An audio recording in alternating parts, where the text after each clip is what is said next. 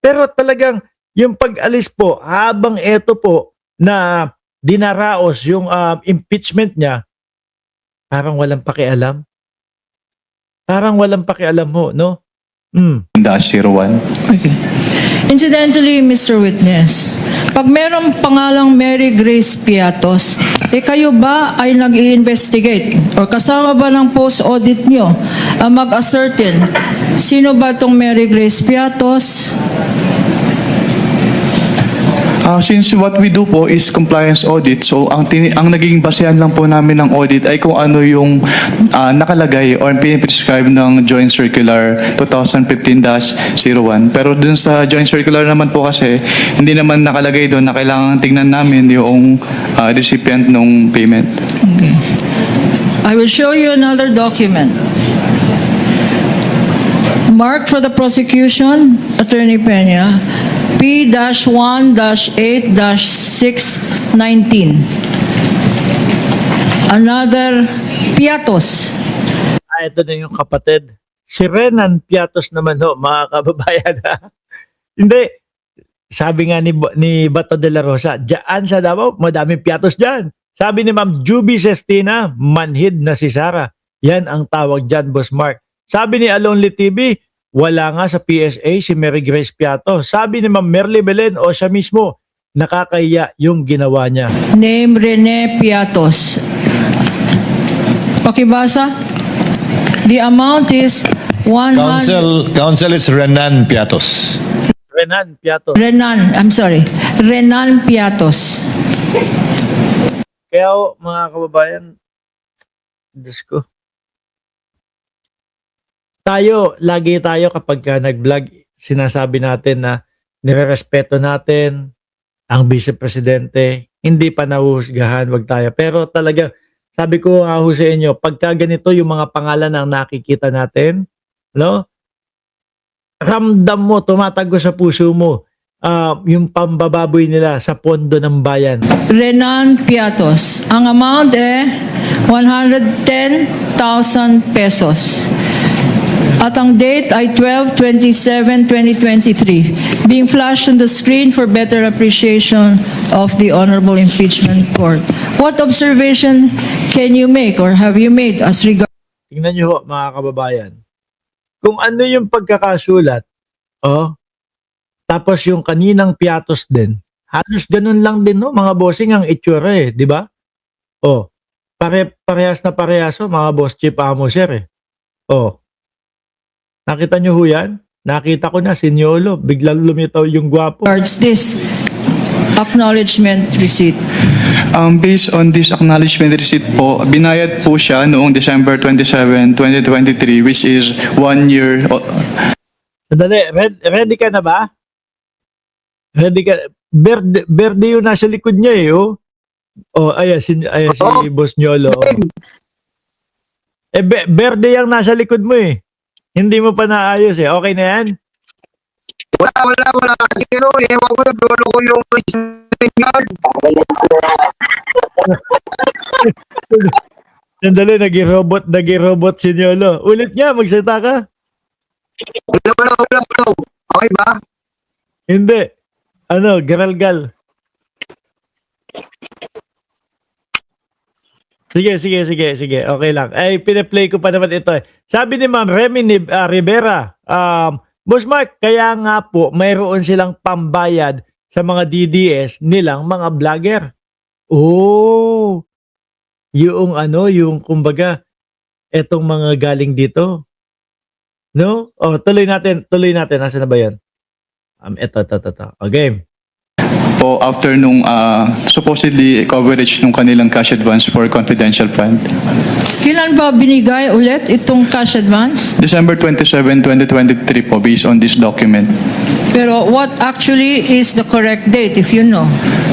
I cannot determine po the correct. Sabi ni Ma'am Juby Sestina, Boss Mark, baka pwede nila ipatawag o ihirap din dyan ang mga nasa listahan na nakasulat dyan para malaman kung totoo o hindi. Kasi tingin ko hindi nila gagawin at hindi nila papayagan. Kokontrahin ng depensa. Alam nyo kung bakit, mga boss? Kasi mahirap yan Kung maggagawa sila o maglalabas sila, sasabihin lang nila diyan hindi namin pwedeng ilabas si Mary Grace Piatos, o kung hindi namin pwedeng ilabas etong si Lucky Utenko, no? Kasi magdedelikado ang buhay niya. Yan lang ho ang sasabihin niyan, mga kababayan, paulit-ulitin nila yan. Pero kapag pinwersa, nako, at tapos kumausap sila ng tao para humarap doon at magpanggap na siya si Mary Grace Piatos, mahirapan po yan. Magiging parang alagutesa lang din ho yan, mga boss. Date based on this document, pero dapat po kasi ipasok siya doon sa coverage ng kanilang cash advance based on the documents submitted to ICPAO. So, hindi ito pasok. Yes, ma'am. Based on this document, yung period of payment, yung date of payment po ay hindi pasok doon sa coverage ng kanilang cash advance. Anong tawag doon? Yung hindi pasok? Discrepancy? Hindi po siya discrepancy. Hindi lang talaga siya pasok. Parang the payment was made outside the coverage noong With the cash permission advance. of council, December 21 to December 31, 2022, yung covered period ng disbursement Yes. ng confidential fund, Mr. Sabi ni Dukha, pro people, di ba dapat kahit sabihin na code name nila yon, yung resibo ng pinagkagastusan, ayan na Sinyolo, yung resibo ng pinagkagastusan ay makita o i-present, sabi ni Dukha, pro Filipino. Okay, ayan na Sinyolo, puntahan na natin, isama na natin dito. Ay, nawala. Kailangan ko pala i-add. Ayan, boss. Boss Mark, ba't ganun? Ang hirap pumasok sa StreamYard? Ba't kaya ganun? Ewan ko. At least nandiyan ka na, Yan, magandang babalik po. Magandang pagbabalik. Ang pagbabalik. Maganda ito. Kasi napag-usapan na namin dito na namin. Ito, yung mga pangalan noong mga mismong nandito. Iisa-isahin ko ulit, ha? Iisa-isahin ko yung mga pangalan na pinresenta ng Office of the Vice President at saka ng Department of Education. Which is, ang gaganda ng mga pangalan. Hindi mo maiisip eh. Hindi mo maiisip na ginagawan lang nila ito at hindi mo maiisip na niloloko nila yung mamamayang Pilipino. Isa-isahin natin na basahin, okay? On eto, galing yan sa taas, no? Sara on trial. Names on the record, Miggy Mango, medyo okay pa eh. Miggy No? Mango. Ayos, no? Parang ang iisipin mo, DJ, yung Joe DJ. DeMango, di ba? Miggy Mango. Wow. DJ. Sumunod, si Fernando Tempura. Medyo medyo maastig na pag kumain ka na itong tempura na to, magiging astig ka, Fernando. Pero, no? Napunta naman sa pagkain. Ngayon, ang sumunod, si P. McDonald's, okay. Eto na, palala na ng palala. Ay. Ang sumunod kay Chippy McDonald's, no? Si Gina Colca.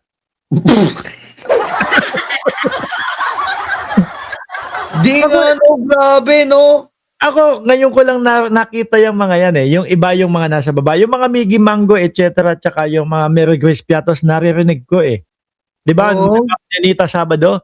Pero ito, yung nasa ilalim na, Gina, ang pangalan, Colca apelyido. Putik na, no? Pag Gina. binasa mo ng tuloy-tuloy, basahin mo ng tuloy-tuloy, Gina Colca. meron pa. Eto, si Lucky Utenko. Ano naiisip mo dyan? Lucky Uten ko. Ayan pa kasi yung sinasabi mo, pag bagong sweldo ka sa asawa mo, Lucky Uten ko. Dahil bagong sweldo ka, nakabembang ka. Ganun yan eh, di ba, Boss Mike? Boss Mark? Oh. Pero bago umpisahan yung bembang, ano mo na gagawin mo? Ito si Pining. Pininggan. Ay, nako, grabe naman yan. Ano ba yan? Ano ang maiisip mo? Sabi ko nga dito sa live natin, sabi ko is, Legit ba yan? Legit, Boss Mark? ito yung mga nakasulat eh, Hindi pa kasi, Ongoing po. Oo nga, no, legit nga. Oh. Grabe, no? Putik, no? The impeachment trial, oh. Yan yung mga nakasulat eh. Sara on trial, hashtag, oh. Meron dito, si Mekuto. May kuto po, Kiko. Oh! May kuto po, Kiko. Putik. Meron sa ilalim, oh. Oh. Ano yan? Syndicate on? Oh, ano na isip mo? Hinahasa. Putik, no? Ano yan? Yung pangalawa sa ilalim, sindikato. Oh, syndicate on. Oh, sindikato. Yung Oh. sa ilalim, ginahasa. Putik, no? Eto pa, oh. Si Xiaomi Ochoa. Okay na yan. Kilala na natin yan eh. Eto si Malu. Maluwang po. Maluwang. Dahil maluwang, ano na lang ginawa? Chino pa siya. Ano ba yan? Hoy! Ewan ko. Ayun nga, Boss Mark, ayan yung sinasabi nila na yung mga gay communities, eto mga Boss Mark ha, Mhm. may pag-aano po ngayon sa Reddit, yung mga gay communities po nagsalita. Ang feeling nila, ang gumawa nito ay isang gay. Isang gay na person na stop ni Sarah. Kasi nga, yung mga ganyang gay lingo, mga gay lingo yan eh. Di ba? Tawag dyan mga gay lingo. So, mga gay lingo ang gumawa niyan. So, ang suspect ng mga gay community dyan, mga LGBTQ natin mga kaibigan, is Wait. bakla na stop. Oh. Eh, sa sobrang dami nitong pangalan na to, maiigit ka dito eh. Oh, igit. Oh, eh naman. Kaya nga, kita nyo, Chopa Moreno. Aray ko. Diba? Sandali. Ba't nasingit yun? Eh, no, grabe, no. Chino Pasha, Maluwang, Alan Dico. Ayan, no. Oh. Eto, huli na natin. Ito, si Tomo. Tomowadja, pusik, no. In English, dog style. Aray ko. Anyway,